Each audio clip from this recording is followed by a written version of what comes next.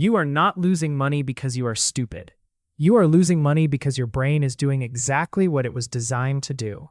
The problem is, your brain was designed for survival, not for the stock market. It was built to run from danger, to follow the crowd, to grab quick rewards, to avoid pain, to protect your ego.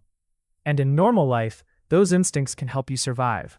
But in the stock market, those same instincts can destroy you. Because the stock market is not just a place with numbers.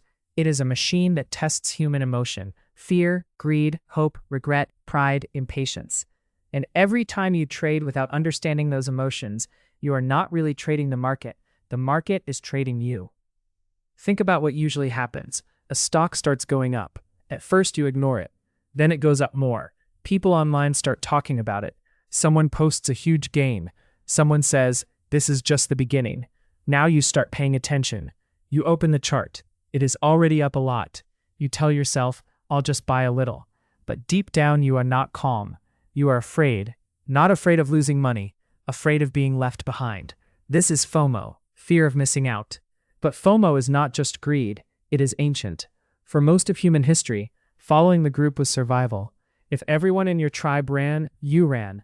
If everyone moved, you moved. Being left behind was dangerous. So your brain learned a simple rule.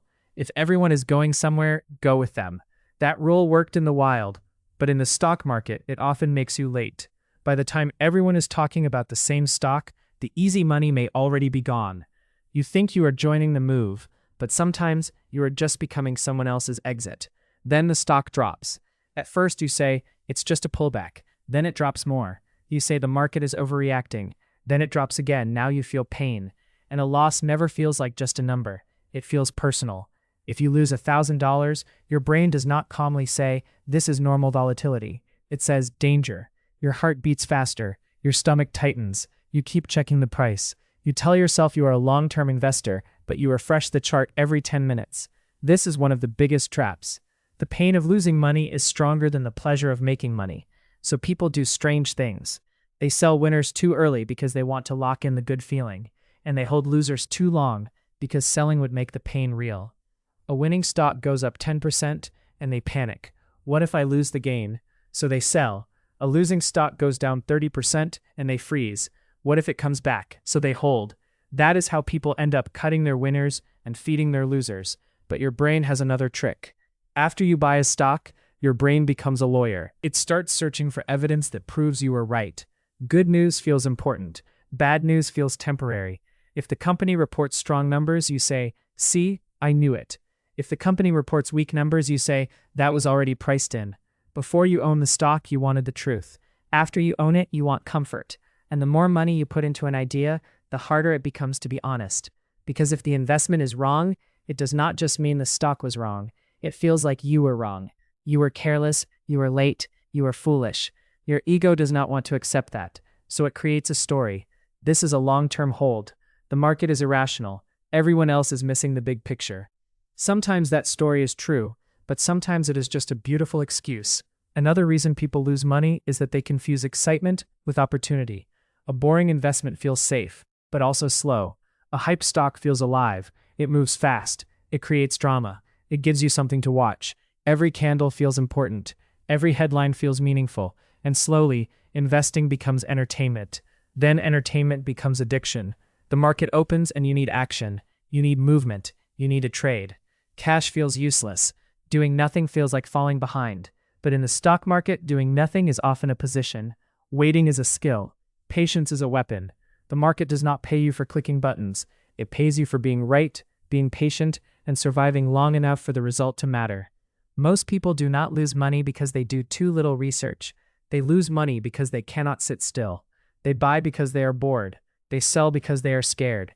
They chase because they are jealous. They double down because they are angry. They hold losses because they are proud, and then they call it a strategy. The most dangerous moment is after a big loss, because after a big loss, your brain does not want wisdom. It wants relief. It wants to get back to even. This is when investing turns into gambling. You lose 20%. Now you want a trade that can make 20% quickly. You lose on a stock, so now you buy options. You lose on options, so now you buy riskier options. You tell yourself, "Just one good trade and I'm back." But that sentence is one of the most expensive sentences in the market. because getting back to even is not a strategy, it is revenge, and the market does not care about your revenge. It does not know your cost basis. It does not know your pain. The market just moves, and if you bring desperation into it, it will usually take more from you. There's also the problem of time. Most people say they are long-term investors, but emotionally they are 5-minute traders. They buy a stock because they believe in the next 5 years. Then they panic because of the next 5 hours. They say, I believe in this company, but one red day makes them doubt everything. The truth is, many people do not know their real risk tolerance until they start losing money. Everyone is brave in a bull market. Everyone says they will buy the dip. Everyone says volatility is normal. Then the dip comes. The chart turns red. The news gets ugly. People online start panicking. And suddenly, the same person who wanted lower prices no longer wants to buy. They want safety. This is why the stock market is so cruel. It offers you the best opportunities when you feel the worst, and the most dangerous opportunities when you feel the best. When everything feels easy, risk is often rising. When everything feels hopeless, future returns may be improving. But your brain feels the opposite. It wants to buy when things feel safe, and sell when things feel dangerous.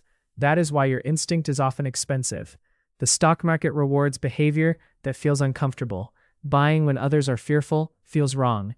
Taking profits when everyone is euphoric feels wrong.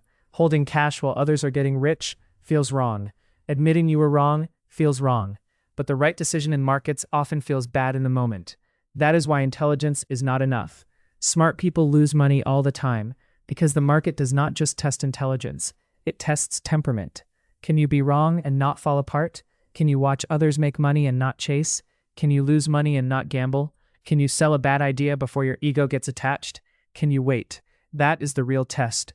Your biggest risk is not always the stock. Sometimes your biggest risk is the person holding it. You. Your fear, your greed, your impatience, your need to be right, your need to recover losses quickly, your need to feel like a genius. And this is the part nobody wants to hear. Sometimes the best investment strategy is not finding the next great stock. Sometimes it is stopping yourself from doing the next stupid thing.